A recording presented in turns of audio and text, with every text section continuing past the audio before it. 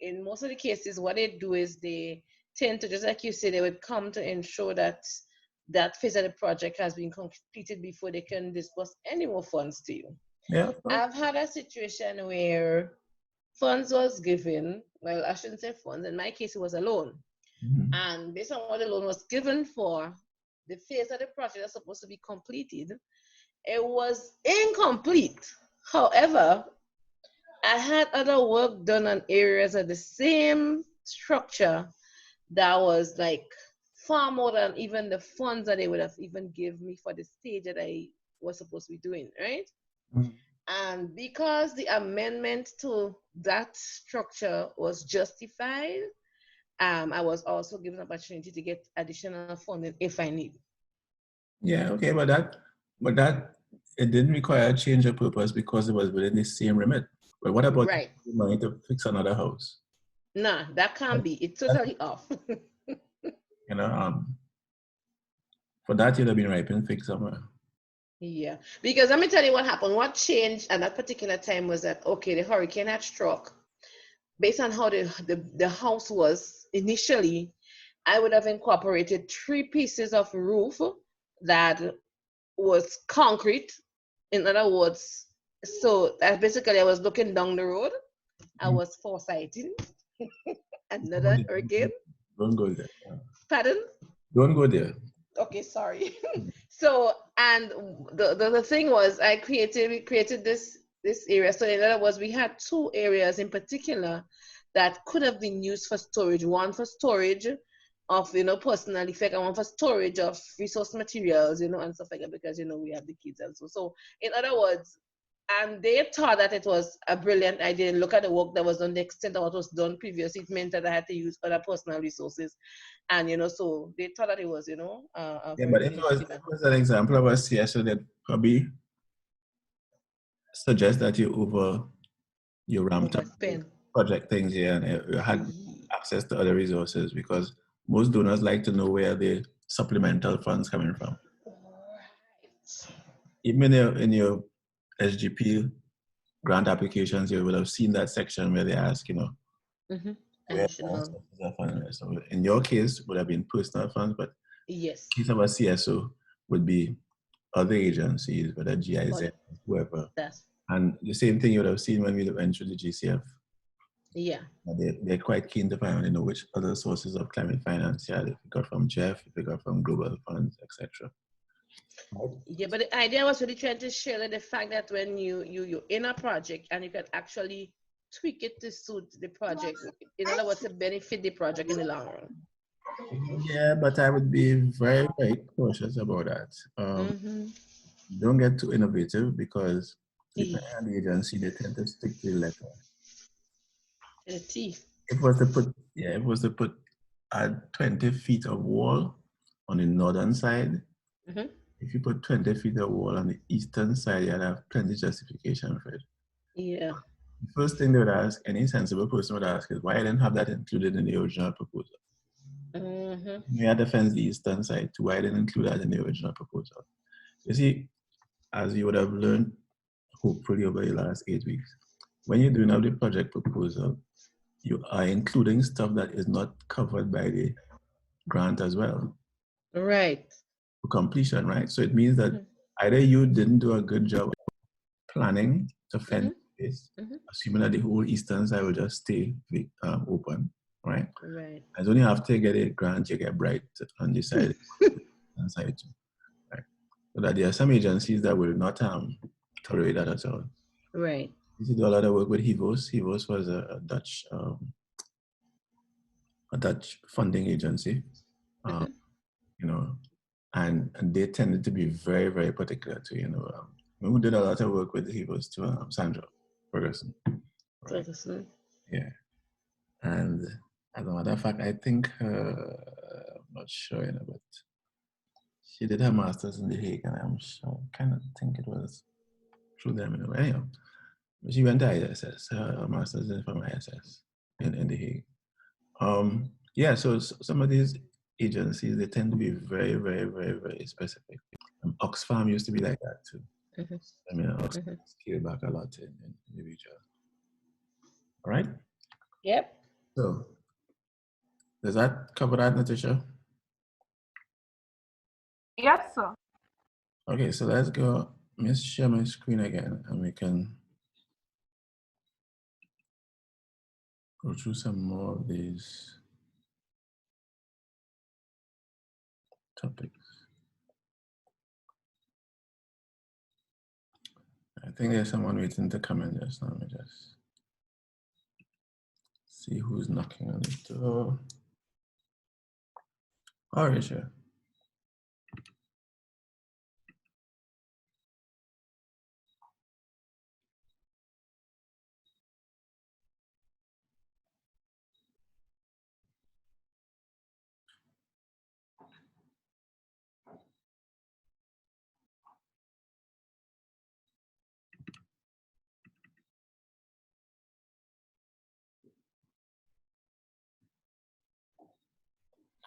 Welcome, Ms. George.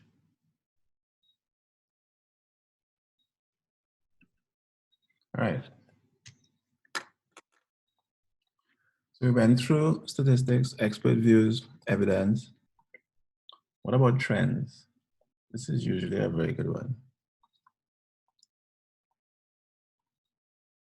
Depending on how mathematically inclined you are, you could do a lot with trends.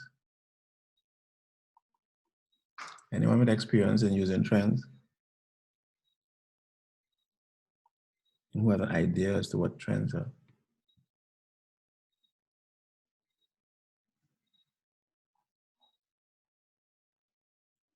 I think trends are like, what is it called? Predictions, or not really predictions. Like, I want to use the same word trends. Okay, for instance, you may see that people love chocolate. So people may think the trend is that cocoa prices will increase because there's a greater demand for chocolate products. So it's like looking to the future, seeing how things play out, looking at everything. The direction in which things are going, Yes, right? So yeah, things can trend down to true. only up, right? So what it does is a look at the direction of movement for Yeah, so some indicator. Yeah, I was sorry. just about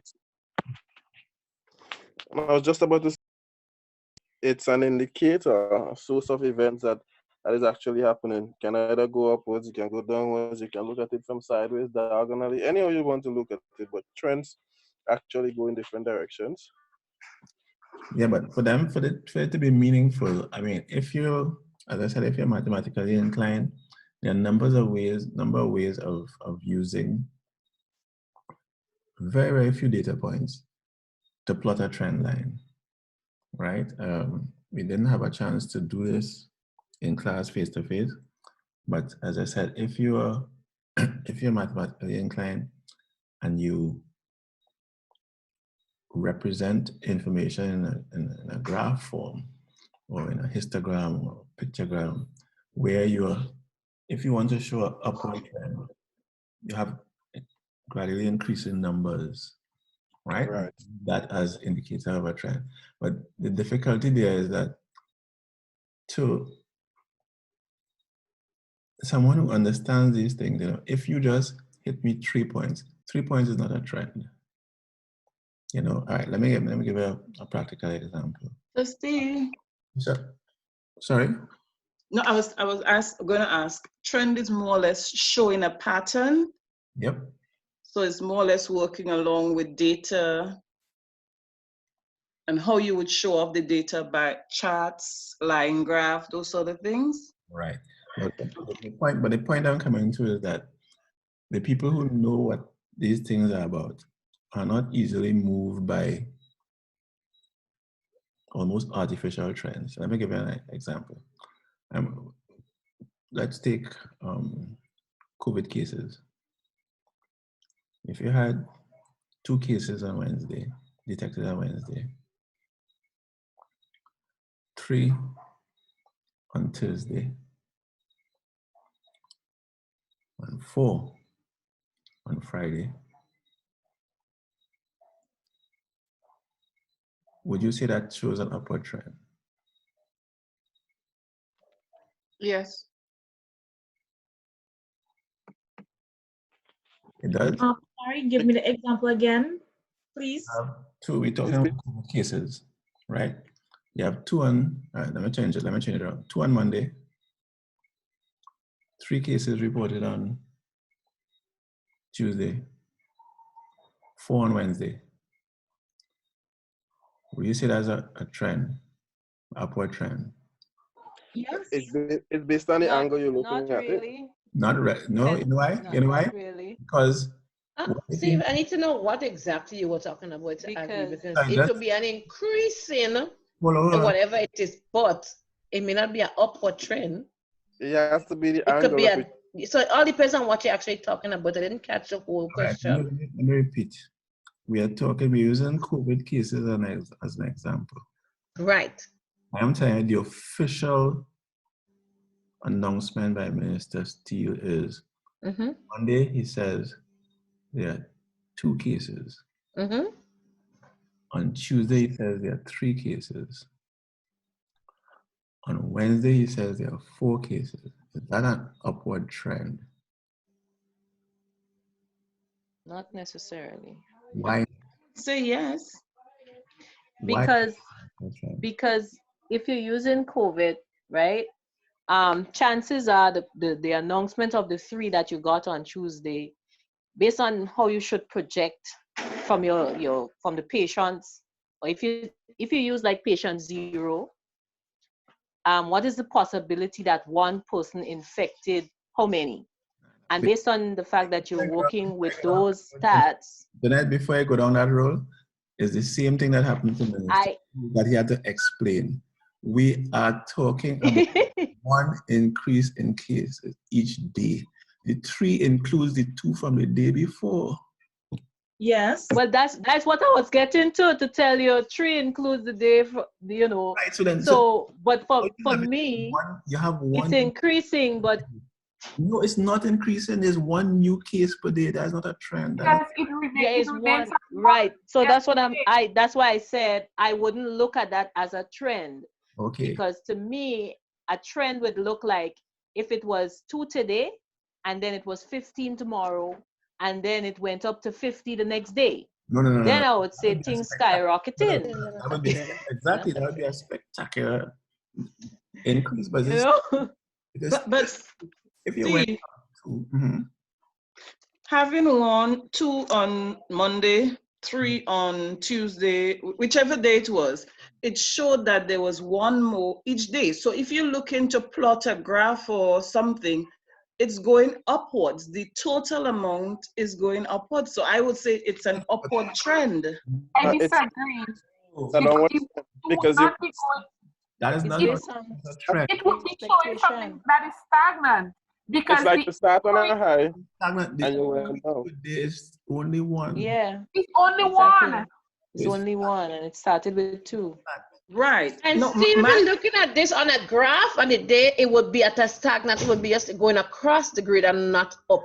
No. If you have a graph and you have 1 person on Sunday, yes, after the on second Monday, 3 on Wednesday. Yes, it is 1 per day. But if you have to plot that graph, 2, 3, 4, 5, each day it goes up 1. No, yes, the amount it goes up is not significant. That is Sorry? Belinda, what you're looking at there is a number of patients. The numbers, not the trend, yeah. Because if you're looking at that graph, you will see that it started on a high, but every other day it would be lower.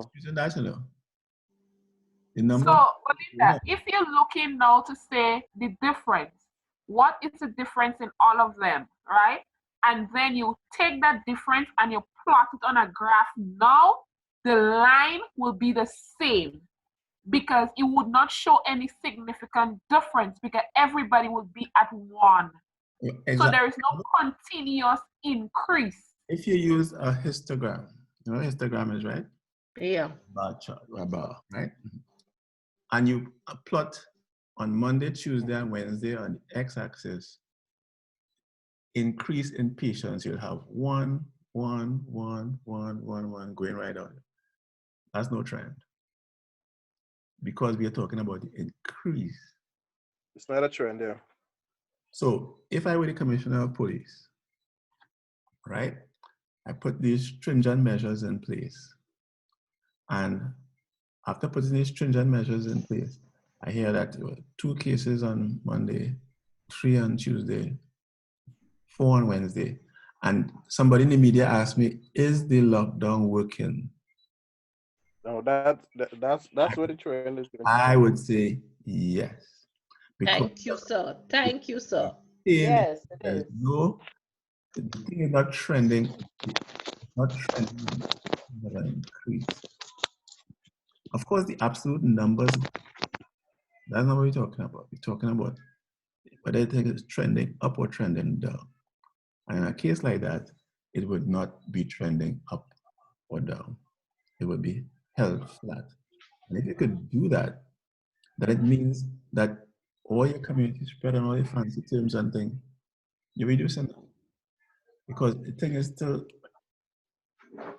has increased in terms of the type of, you have less people, less chance of people coughing in one another's face and actually raising the trend. Yeah? Yeah. Right, so as I said, it depends on how clever the person is who is writing up the proposal. If the person wanted to show an upward trend, then they could plot the numbers, but then there would have to be an explanation in there saying that, in terms of the absolute numbers, that's what is trending upwards. Right? But in terms of infections, it's flat. Yeah? Okay. I understand. Yes, Such, I understand. I'm just amazed at how people could use words to, yeah.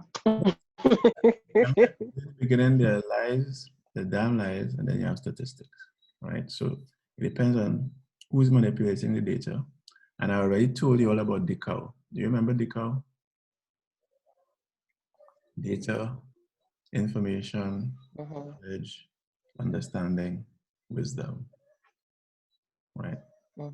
I do not take on data because anybody could spout data all over the place. Most times I don't even take on the information overload either. So I didn't quite get the acronym. It's DCOW, D-I-K-U-W. There's data, information, knowledge, understanding, wisdom. And the example I think in class was the temperature. Right? If I tell you 20, 25, 30, no data point don't mean anything until I tell you degrees. It still doesn't mean anything until I tell you degrees Celsius. Because if you were in the US, somebody tell you it's 30 degrees outside, and you went outside bareback, you'd be in for big trouble because they're talking about 30 degrees Fahrenheit.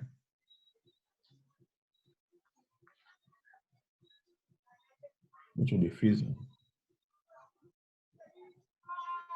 Whereas when we hear 30 degrees and it's centigrade, that means it's hot outside.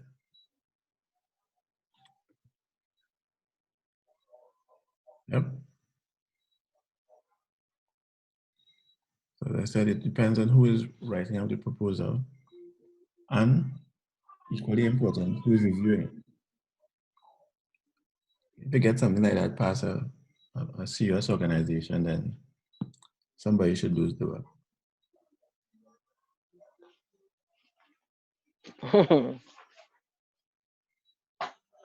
Right? Because if I'm a member of a reviewing panel and you send me some little piece of slick dumb like that, I'll have to take a hard look at the figures now because you're showing me that you have a tendency to to try to manipulate information to your own advantage. Okay?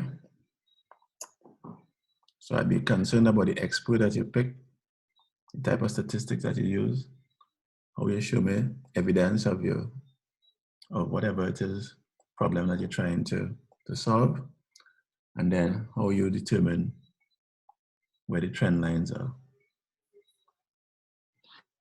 Agreed? Yep, that was well put together. In other words, we don't want it to look shady. Well, no, you don't. But don't get me wrong, you just heard Karen, Jeanette, other people saying that, there's nothing stopping you from taking a picture of the worst part of the road in your proposal. And any bright person at the donor end wouldn't be upset with that either. Nope, not at all. It's your responsibility to make a case. But by the same token, I'm not going to give you $20 million to fix a road based on one little patch of missing asphalt. Oh. So if the organization is that silly that they're going to take one picture, and maybe that one picture from two different angles from both other sides of the road, but it's just the same crack, and tell me that you're going to grant you $20 million to fix that, well then, unless there are underlying things like a millennial thing, that doesn't make any sense at all. Okay? Yeah. Okay. Well, what happened if we had to pitch the project idea? A pitch proposal. What happens if you have to? Pitch it. They would buy it based on the pitch that you're giving rather than looking over all the documentation. Yeah, again, it depends on the caliber of the organization. With all due respect, any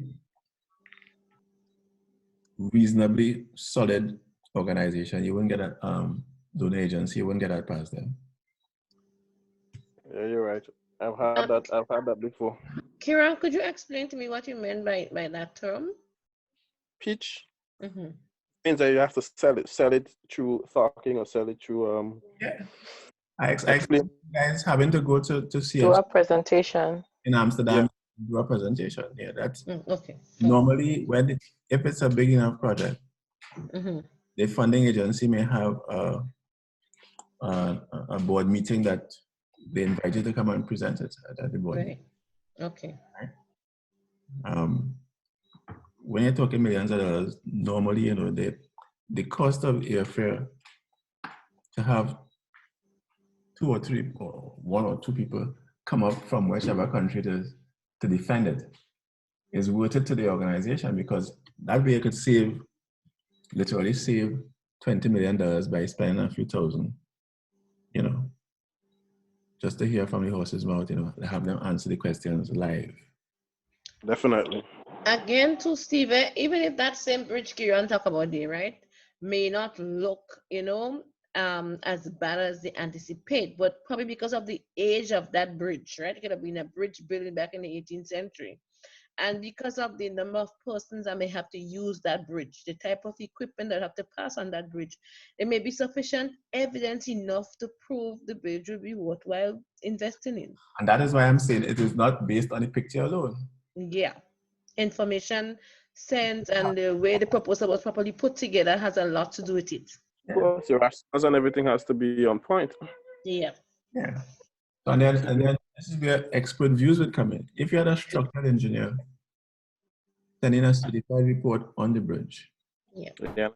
I got them to do the drawing. Yeah, you don't need no set of pictures again after that. Because what a structural engineer will be able to tell you is that although this bridge looking solid, it's like structural engineers going into a school or so after earthquake. There may be no visible cracks, external cracks. But a structural engineer will be able to tell you, look, they have done sonar testing of these walls, and these walls could collapse on people showing anytime. Yeah. So that's why I'm saying that when evidence is a strong word, it might be indicators. but it might be as genuine evidence. Whereas a surveyor's report, a structural engineer's report, will encompass the two areas there, expert views and evidence. Yep. Yep. Definitely. And that is what that sold mines, because I brought an engineer from a particular place, and he is the one who gave a proper report. And then I just attached the photos and so with the description that I gave. Yeah. And it matched up. There you go. There you go. We have just about 5 minutes more, so. Yes, I think we have to call it at night for the penultimate while I do the recording, and by 7:15 you should have your YouTube videos for people like Michael and so to look at. Yeah? Yeah, definitely. Okay. That's all right, guys. We have all of Thursday, which will be the last class, to go through the remaining points, 7, 8, 9, and 10. Mm-hmm. Right? Yep. Yeah. Cool. Okay. So we're looking at some new expos after that. We have to conclude our CSO and put together our logo and stuff like that. So Kenya, we have to have meetings. Yeah, you all could use the WhatsApp group to do those meetings. Yeah. Outside class. Okay. Right? Yeah. Okay, Yeah. great. We could just do a Zoom as well and just do that. You all Yes, please. I mean, I'm not part of that. Remember, I'm going to be the consultant. I ain't going to be part of it. Remember, Steve is monitoring what we're doing, so we have to use the WhatsApp chat as well. Definitely. A part of our assessment. Oh, you're bright. All right. You're bright. A lot of people don't go ahead and ball, you know, at the end of it. You can see yourself. Okay. Steve, I'm nearly begging for some doubles tonight, you know. But it's okay. Eat for yourself. That's all right. Bye, everybody. Bye. All right, guys. So I will finish this recording, and by about 7:15, everybody should have. All right. Thank you. Yes. Thanks, Karen. Thank you. Thank you.